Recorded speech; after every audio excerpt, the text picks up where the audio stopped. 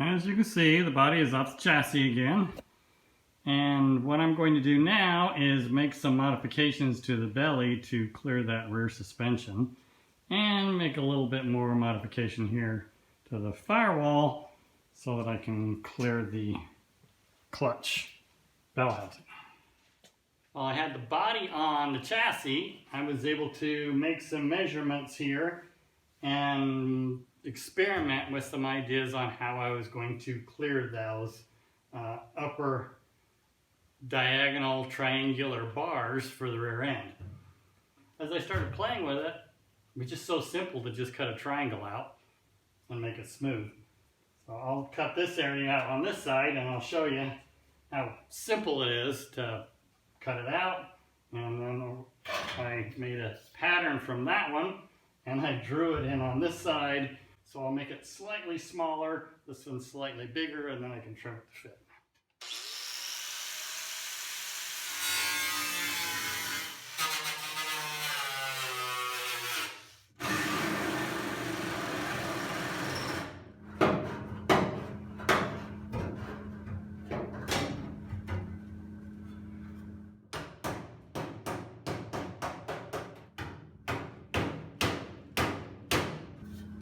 Now I will rough cut this piece out.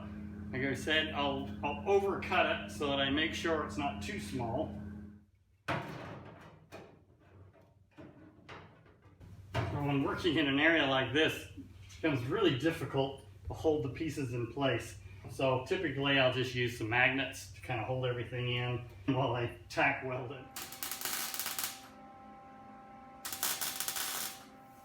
Now that I've got this edge all spot tacked, I'll get underneath and I'll manipulate this up into place, and then I'll put some tacks along the bottom side of that, and then I can come back and trim this off.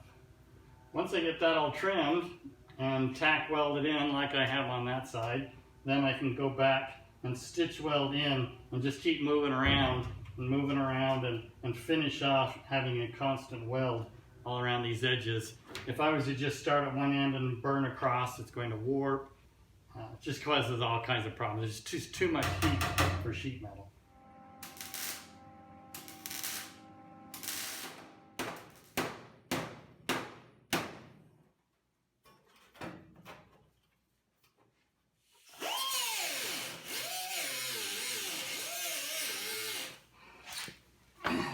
Well, I have been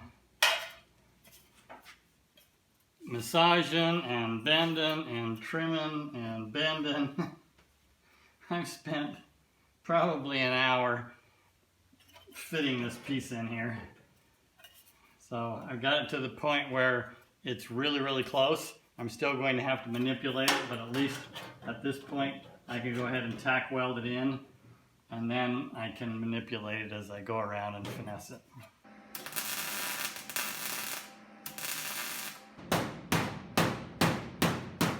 Now,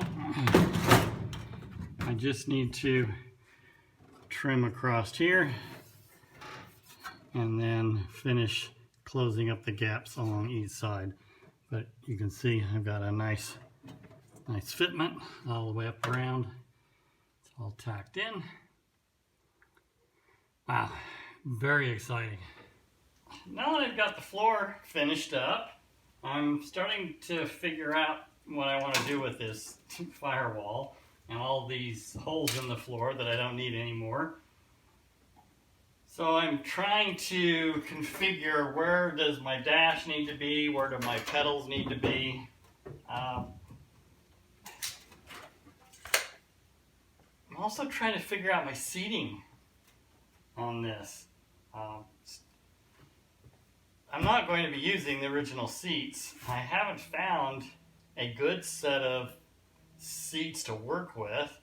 I thought seriously about using Mustang seats since I have all the Mustang drivetrain in this, but 66 Mustang bucket seats have just gone crazy in values. I can get aftermarket seats and then have them custom built for what it costs to take an old rusty pair of seats and restore them. Same with the back seat. I'm really been struggling on what I'm going to do with the rear seat upholstery. So I finally found what I want to use. The total, because I'm going crazy like I always do, keep carried away. So I'm going to be doing some really nice upholstery in this. If I'm going to buy custom seats, and they have some fantastic options for materials and diamond patterns and little square patterns and some nice stitching. I'm looking at about $1,500 for the front seats and about $2,300 for the rear seat that matches. And I can also get the door panels that match for another $600-700 bucks. So for around $5,000, I can have a really nice show quality interior in this. So that gets me back to, okay, where's this seat going to be? Well, to order that upholstery for this, I want to be able to make seat mounts for it. I want to be able to position where everything goes. It's going to be months before I get these seats. I don't really need them for months, but I would love to have one right this moment to set this all up. So I've just taken this old seat. It was the passenger seat. The driver's seat is long. It doesn't work now anymore the way I've changed this hump. So this should fit the bill for now. I think it's setting just a little bit too high. I need to get the windshield on. I need to know what my visual is. But feet-wise, steering-wise, I should be about right. Now, one thing I'm noticing is this seat is really narrow. I mean, it's only barely as wide as I am. So I'm sitting too far to the left. I should be sitting more like this. And the larger bucket seat that I'm planning on buying should be about right here too. So it's just barely going to clear the stick shift. So that's going to get me my clutch pedal, brake pedal where they should be, my throttle pedal feels good. Now,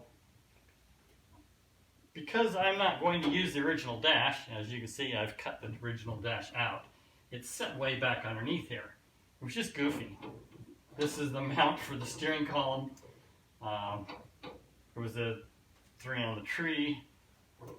There was a center cluster here. So you may have noticed in a previous video, about a year ago, I'm building a custom dash for this. So I've got to mock everything up to get an idea of what I need to do with that custom dash now, steering wise and pedals and everything, how this is all going to work. So we'll start with this being the original. It was 22 inches off the floor at this point, and 22 inches from the firewall. That's an easy one to remember.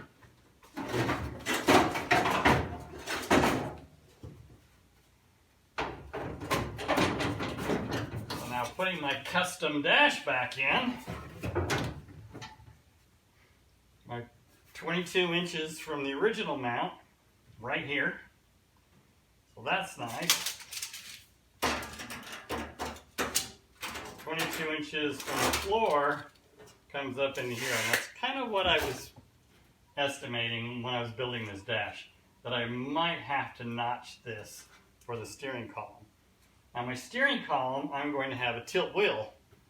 I'm not going to use the original steering column. The original steering column just hung on this bracket and mounted to the steering box. It's amazing the way things were 70 years ago. So modern technology now.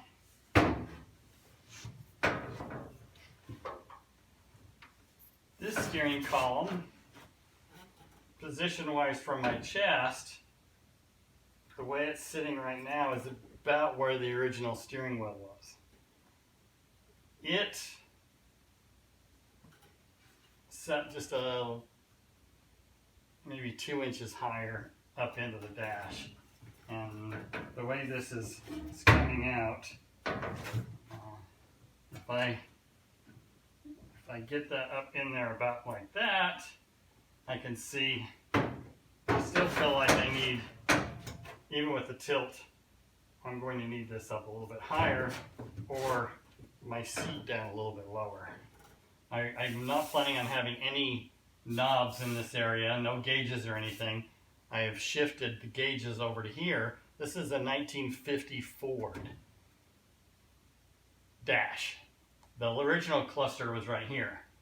Well, the original Willys Jeepster cluster was also in the center. So I've kind of given it that same idea, but I moved it over, and then I can add all new modern gauges in here. There's a really cool gauge cluster you can get for the 50 Ford.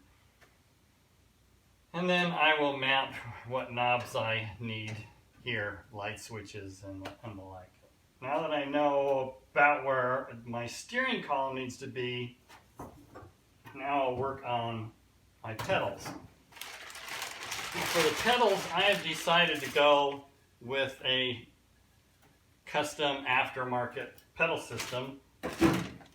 So these pedals now will hang down from under the dash, and I'll have a brake booster and master cylinder, as well as I'll have 2 of these side by side, and then I will have a hydraulic clutch next to the brake booster.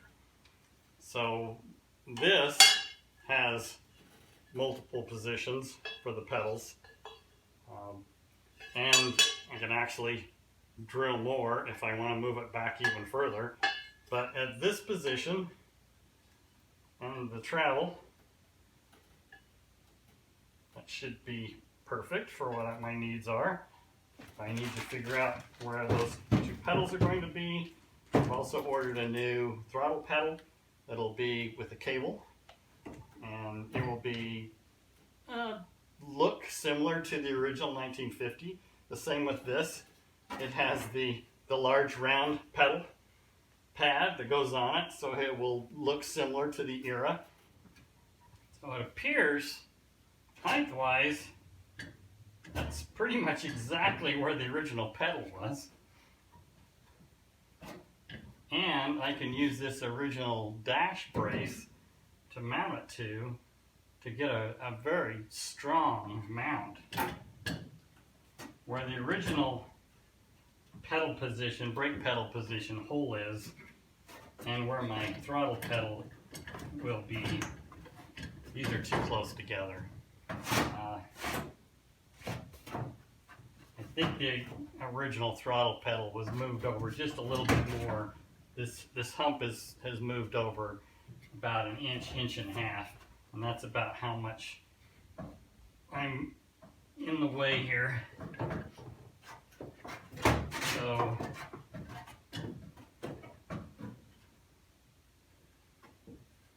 I need to have this pedal arm clear the steering column. So right now the steering column centered in front of the seat the way it was originally is a little too far that way as well. I need to just kind of shift that over, and then that should give me enough room for the second one for the clutch pedal over in this position. So keeping with the theme of this morphed Ford Jeep, it certainly wasn't planned that way in the beginning. It's just things that kept coming up that were available.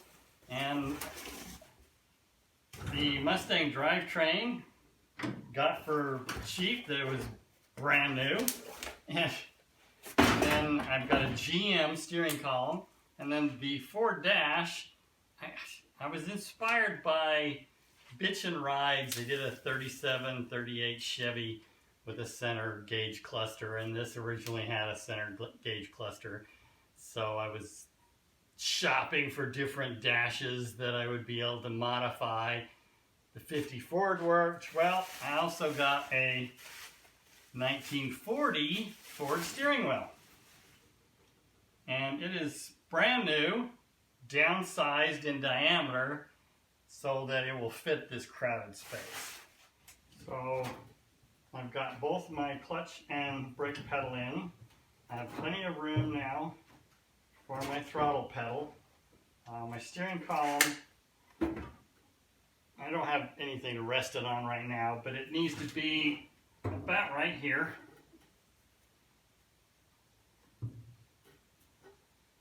So my thought was the steering column needed to be brought out, but now I see actually it needs to be brought back in a ways. So if I go in about that position, it's really perfect for my height, for where the pedals are. And since it's a tilt steering column, I'm looking at about this position.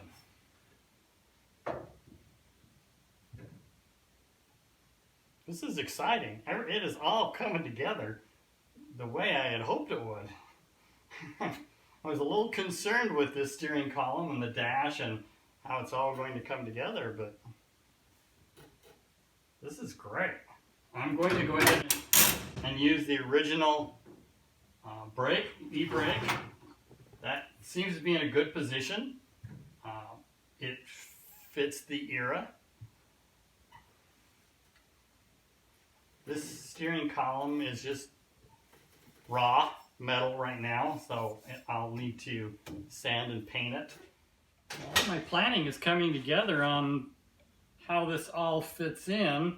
I had to kind of hold all the pieces in place here. I've got a vacuum booster, the master cylinder, the proportioning valve, the clutch master for the hydraulic clutch, the clutch rod, the pedals. Everything is a tight fit, but it all fits. So that's really exciting. So at this point, I just really am making a lot of measurements, making sure everything has got clearance, and it all looks perfect. So now I want to get the rest of this off. I want to take this vent piece off here. It's the old air conditioner. So I'm going to get all this off.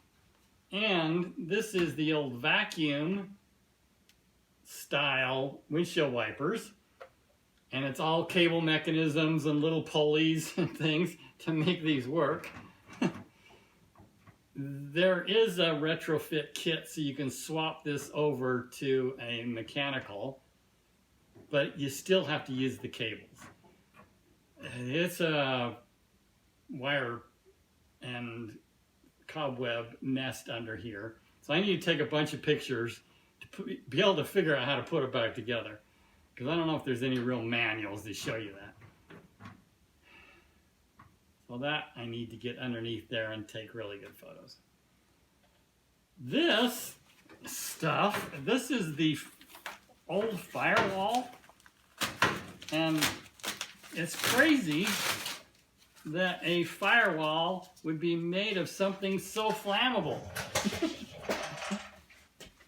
It's got a fiber board that is soaked in like a tar substance or an oily substance so that it would resist the heat and fire. But then it's backed with corrugated cardboard, paper. Now, I was in the corrugated industry for 25 years, and I designed boxes with this stuff. Well, that's what this was made for. That's what it was designed for back in the 30s and 40s. For it to be used on a Firewall is crazy. This stuff is highly flammable. It does absorb the heat well, and the sound. I'll give them that, but pretty crazy, and it's probably like it's 6 or 7 layers of paper.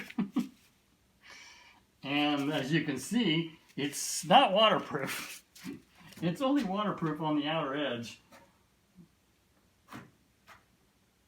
So it all just fell apart. Got to get all that out. That's got a lot of little fasteners that hold it in. Got to take the hinges off and then clean this all up really good. Decide what I'm going to do with the battery. Battery box goes here.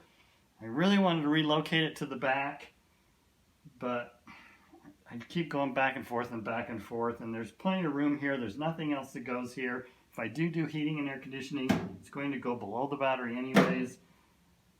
So I think I'm talking myself into using this original battery tray, battery box, and just leaving the battery here. Now you can see this is the windshield wiper piece here. And you can see the little pulley wheels and the cables and how it all comes to the center there. And then back around to the other side. And then there is the vent that I'll pull out, and there's the arm for that vent control. And then you can see the hinges as well that are mounted from the back side of the firewall. Interesting. All right, I'll get all this out of here and on to the next. So this little area is where the vacuum actuated windshield wiper mechanism goes. And I don't want to use the vacuum. For one, it's a couple $100 to rebuild it, and it's not a very good system. There is an electric one where I can keep the original cables and everything, but I don't know exactly what it is all entailed here as well for the electric one. From what I'm reading, just bolts right in, but I don't know that for a fact, so I went ahead and ordered it. So when that comes in, then I'll know what I need to do here. Now I know what I need to do there. I have a pretty good idea that I'm going to put the battery box back on here, so I need to clean all this up and cover all these holes. So let's get this chassis back out of the way, and since I'm going to be waiting on parts for this, I'll set this body aside for now and go back to finishing up this chassis. I still need to do brake lines, e-brake, fuel, gas tank, drive line.